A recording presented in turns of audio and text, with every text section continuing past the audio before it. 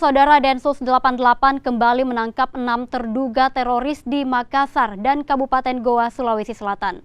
Dengan penangkapan ini, total ada 31 terduga teroris yang telah diamankan. 6 orang terduga teroris yang diamankan Densus 88, masing-masing 1 orang di Kabupaten Goa dan 5 di Makassar.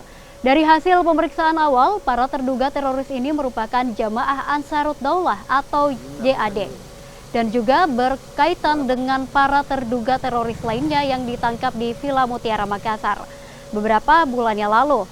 Dengan penambahan 6 orang, kini total terduga teroris yang diamankan mencapai 31 orang. Mereka diduga terlibat dalam aksi bom bunuh diri di Gereja Katedral Makassar. Perkembangan penanganan teroris pasca ledakan bom di Gereja Katedral, Densus 88 Mabes Polri ya dibantu dengan Polda Sulawesi Selatan sampai dengan hari ini sudah mengamankan sebanyak 31 orang.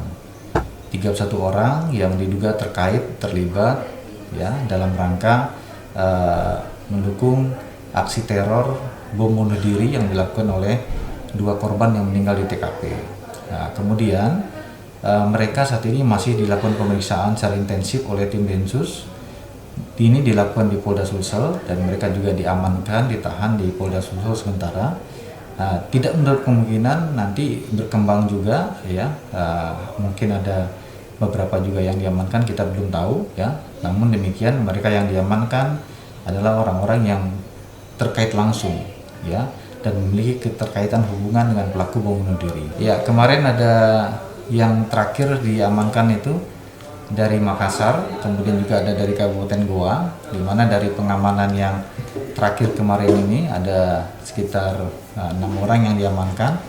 Ini diamankan juga barang bukti 7 HP dari mereka, kemudian juga ada 1 pucuk senjata senapan angin yang digunakan oleh mereka untuk latihan. Ya, ini diamankan oleh tim Densus.